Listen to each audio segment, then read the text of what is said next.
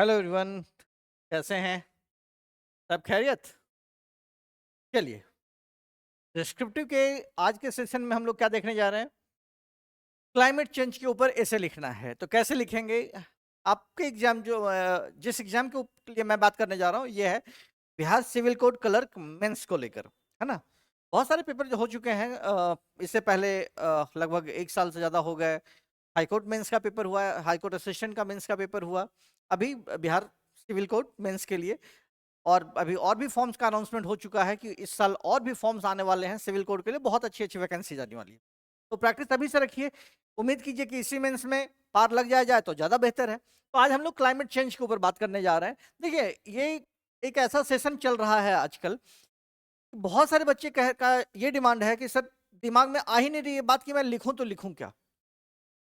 किसी दिन बच्चे को टेस्ट में दे दिया गया कि डिजिटल इंडिया पे लिखिए, तो डिजिटल इंडिया हम लोग 5 साल से सुन रहे हैं, लेकिन उस पर क्या लिखा जाए, कितने बेहतर तरीके से लिखा जाए, कौन कौन से पॉइंट मेंशन किया जाए, कि वो कंफ्यूज हो जा रहे हैं या उनके दिमाग में नहीं आ पा रहा है।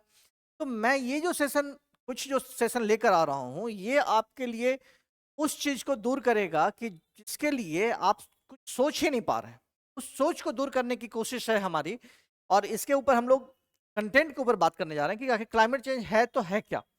और अगर मान लिया जाए कि मैं इसके ऊपर 100 सेंटेंस बात करता हूँ, 100 बातें बोलता हूँ, आपको 20 तो याद रहेगा। 20 बातें लिख डालिए, आपका ऐसे पूरा हो गया। 150 वर्ड्स में तो लिखने हैं। ठीक है, तो आज बात है क्लाइमेट चेंज के ऊपर। हम लोग लेटेस्ट भी लेकर आ रहे हैं। 50 टॉपिक, आपको 50 टॉपिक मिलेगा एसेस के लिए, 50 टॉपिक्स मिलेंगे लेटेस्ट के लिए। 250 इडियम्स, ज्यादा इडियम्स नहीं देंगे, 250 इडियम्स देंगे जो मोस्ट इंपॉर्टेंट है, जो ज्यादा रिपीट होता है, वो इडियम्स देंगे। उसके सेंटेंस बनाने की प्रैक्टिस कराएंगे, है ना। सारा कुछ हम लोग करेंगे। चलिए पढ़ते हैं। Climate change. क्लाइमेट चेंज बच्चे आज के डेट में क्या है? क्लाइमेट चेंज से क्या मतलब रखते हैं, क्या ताल्लुक रखते हैं?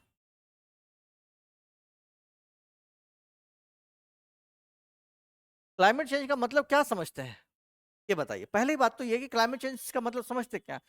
देख रहे हैं ना, फिगर्स आपको पता चल रहा है कि ऐसा था है और आज ऐसा हो गया, यानी क्लाइमेट चेंज हो गया। तो एक बहुत लंबे टाइम के लिए अगर उसके वेदर में चेंज आ जाए, तभी कहा जाता है कि क्लाइमेट चेंज हो गया, है ना। चलिए, क्लाइमेट चेंज। अब इस पे ऐसे लिखने के दो तरीके।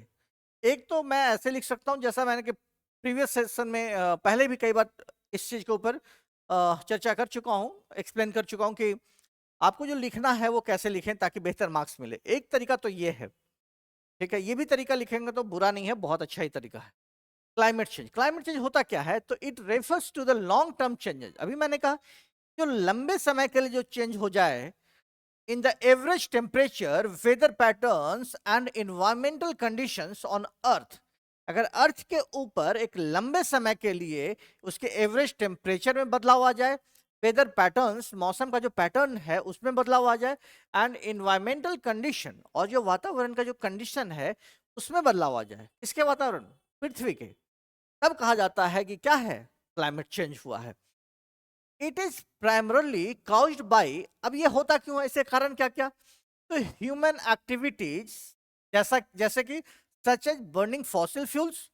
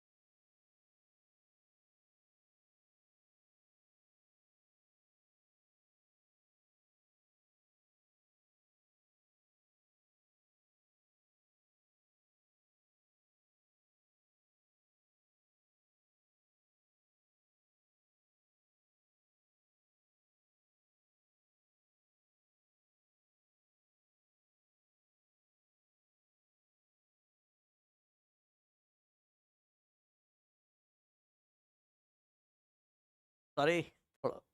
चलिए, हाँ।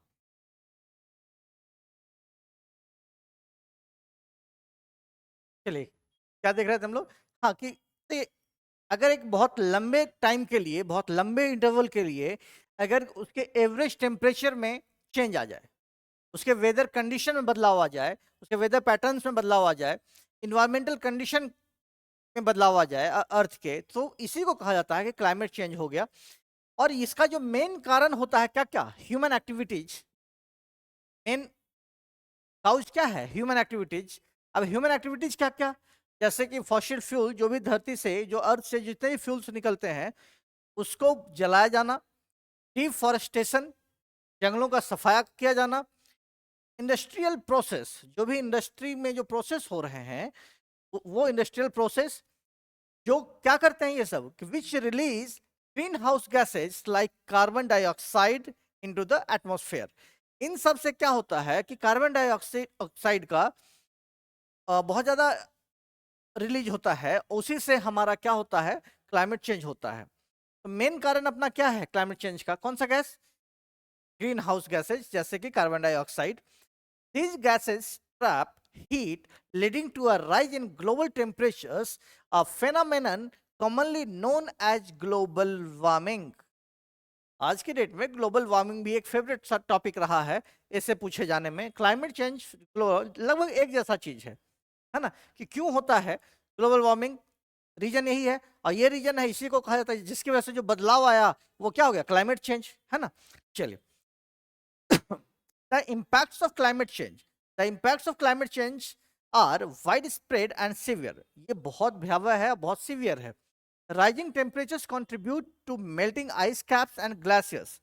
क्या हो रहा है कि टेम्परेचर बढ़ने से क्या हो रहा है कि जो ग्लेशियर्स हैं वो पिघल रहे हैं, आइस कैप्स जो है पिघल रहा है, leading to higher sea levels and loss of habitats for wildlife. Sea level, glacier पिघलने से क्या होता है कि सी लेवल ऊपर आ रहा है, उससे क्या हो रहा है कि बहुत सारे वाइल्ड लाइफ का जो हैबिटेट्स है वो क्या हो रहा है, खत्म हो रहा है, तबाह हो रहा है। Extreme weather events such as hurricanes, droughts, floods and wildfires have become more frequent and intense.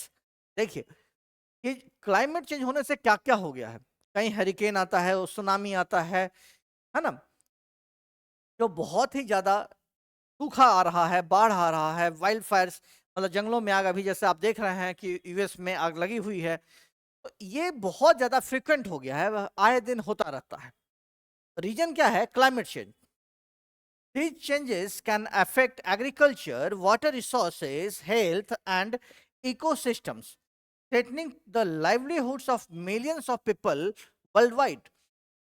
Finally, ये किसके लिए थ्रेट है, लोगों की जिंदगियों के ऊपर ये थ्रेट है कि अगर इस चीज से बचा नहीं गया तो ये इनके लिए क्या है, खतरा है। एग्रीकल्चर के लिए खतरा, एग्रीकल्चर नहीं हुआ तो हम आप और हम खाएंगे क्या, तो एग्रीकल्चर के लिए खतरा है, वाटर रिसोर्सेज, आपको पानी नहीं मिल पाएगा सही से, हेल्थ के लिए खतरा है, और इकोसिस्टम खराब हो जाएगा। अब इससे लड़ने के लिए, to combat climate change, climate change से को रोकने के लिए, उससे लड़ने के लिए, कॉम्बैट का मतलब क्या होता है, युद्ध। It is crucial to reduce greenhouse gas emissions. इसको रोकने के लिए क्या किया जा सकता है, जो ग्रीन हाउस का जो एमिशन जो रिलीज हो रहा था उसी को कम करना होगा। Reduce green house gas emissions through cleaner energy sources. तो वो कम कैसे होगा, जब कोई इस तरह का फ्यूल्स यूज करेंगे जिससे क्या हो, स्मोक कम निकले, कार्बन डाइऑक्साइड कम निकले, या फिर निकले ही नहीं, तो उसका हम लोग ग्रीन हाउस गैस का एमिशन कम होगा और क्लाइमेट चेंज फिर से वापस ठीक होना शुरू हो जाएगा। जो क्लाइमेट चेंज हुआ है, जो कंडीशन वर्स्ट होता जा रहा है ना, such as wind, solar and hydro power. Wind का पावर यूज कर सकते हैं, विंड एनर्जी यूज कर सकते हैं, सोलर एनर्जी यूज कर सकते हैं, और हाइड्रो पावर यूज कर सकते हैं। Governments, businesses, and individuals must work together to adopt sustainable practices, protect forests, and promote energy efficiency. सबको एक साथ मिलकर काम करना पड़ेगा, फॉरेस्ट को प्रोटेक्ट करना पड़ेगा, कुछ ऐसे प्रैक्टिसेस को अपनाना पड़ेगा, जैसे आज हम लोग क्या कर रहे हैं, सोलर प्लेट यूज करना चाह रहे हैं और यूज कर रहे हैं, और ऐसे एनर्जी को प्रमोट करना पड़ेगा जो ज़्यादा एफिशिएंट हो और जंगलों को बचाए, पेड़ों को बचाए, फॉसिल फ्यूल्स को बचाए। इनको बचाने के लिए इस तरह की एनर्जी का यूज करना पड़ेगा, सोलर एनर्जी हो गया, हाइड्रो पावर है, विंड पावर है ना, चलिए, climate change is a global issue that requires urgent and collective action to mitigate its effects and ensure a sustainable future for generations to come. ये एक बहुत ही बड़ा इशू है। आज ये सिर्फ इंडिया, हमारी कंट्री का इशू नहीं है, ये ग्लोबली है, ये ग्लोबली है। अब यूएस में आग लगी हुई है जंगलों में, है ना, अफ्रीका में आग लग जाती है, वोल्केनो का ब्लास्ट होना, अर्थक्वेक का आना, सुनामी का आना, हरिकेन, है ना, बहुत सारी चीजें हैं। तो ये बहुत ही ग्लोबल इशू और ये बहुत ही अर्जेंट एंड कलेक्टिव एक्शन की जरूरत होती है इस चीज को रोकथाम के लिए। तो ये क्लाइमेट चेंज क्या होता है, का कारण क्या होता है, उसके बढ़ने से क्या क्या हो रहा है और उसके रोकथाम के लिए हम लोग क्या कर सकते हैं, ये सारी बातें हमने इसमें लिख डाली। अगर ये पैटर्न आप एग्जामिनेशन में लिख डालते हैं तो 3.5 से लेकर 4 मार्क्स आपको मिलने हैं, ये तय बात है। लेकिन आपको चाहिए कितने, 5 आउट ऑफ 5। तो उसके लिए हम लोग काम करने जा रहे हैं कंटेंट की बातें। उसी बात को, इतनी ही बातों को हमने ऐसे सजा दिया। क्या किया, इंट्रोडक्शन दे दिया एक लाइन में कि climate change refers to long term shifts in temperature, weather patterns and environmental conditions on earth. Introduction अपना कंप्लीट। नेक्स्ट है इसके काउजेस। क्या ये क्या था, सब लोग साथ में था ना। हमने क्या किया काउजेस में, human activities like burning fossil fuels, जैसे क्या क्या जलाते हैं, कोयला, ऑयल, गैस, एनर्जी के लिए, है ना। उसके बाद deforestation and industrial process increase green house gas emission. तो ये सब होता है, इससे क्या निकलता है, ग्रीन हाउस गैस। तो ये काउजेज हो गए। इफेक्ट्स, अब इफेक्ट क्या क्या हुए, जो अभी बताया था हमने। Rising global temperatures lead to melting ice caps and glaciers, causing sea levels to rise. Increased frequency and intensity of extreme weather events like hurricanes, droughts, and floods. अभी हमने बात की थी ना, बशर्ते वो एक ही पैराग्राफ में लिखा हुआ है, यहाँ क्या किया हमने, पॉइंट वाइज कर दिया। अगर इस तरीके से पॉइंट वाइज आप लिखते हैं तो आपको मिलते हैं कितने, 5 आउट ऑफ 5। क्या है, disruption of ecosystem and wild life habitats.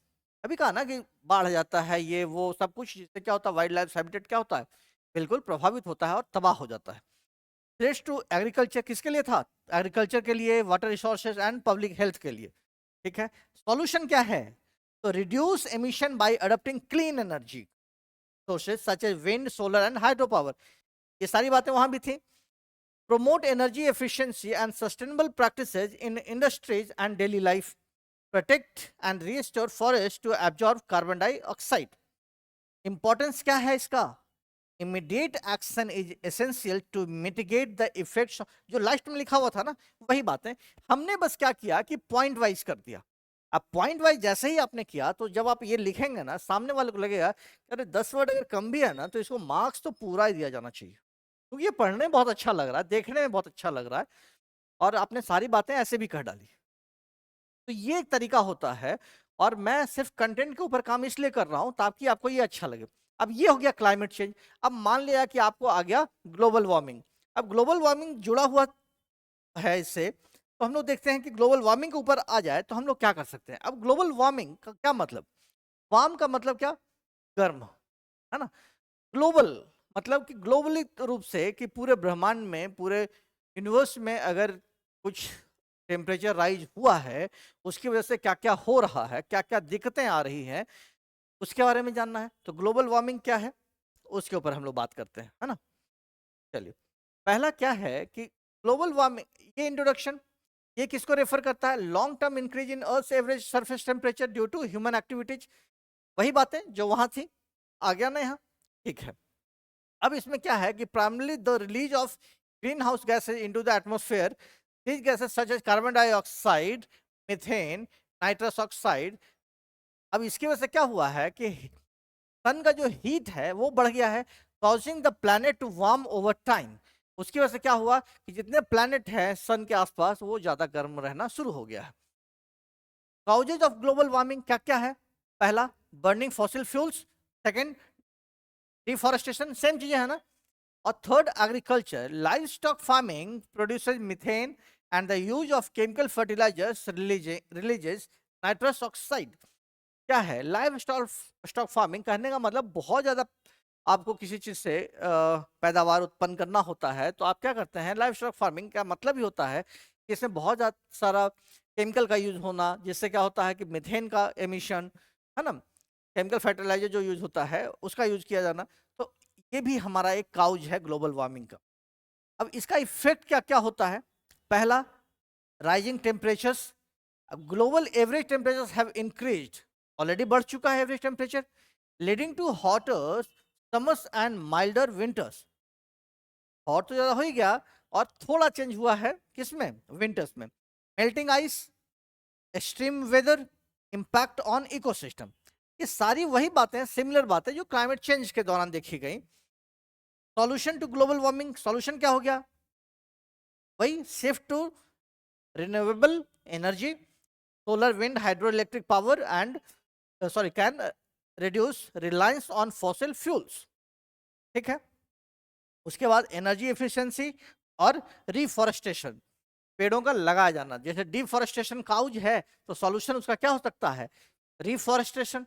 Reforestation का मतलब जंगलों का सफाया किया जाना, और रिफॉरेस्टेशन मतलब उसको फिर से बसाया जाना, ज्यादा से ज्यादा पेड़ लगाना, पौधे लगाना, एक इसका सॉल्यूशन हो सकता है। तो ग्लोबल वार्मिंग के ऊपर आता है, तो हम लोग इस तरह की बातें हम लोग अगर लिख डालते हैं अपने ये में, तो हमें क्या होता है, मार्क्स बहुत अच्छा मिल सकता है, और एक बेहतर आप स्कोर कर सकते हैं। ठीक है। तो ये एक सेशन है। अभी हम लोग को बहुत सारे टॉपिक को कवर करना है। आज के लिए ये टॉपिक बेहतर था। आज के लिए इतना ही। Thank you.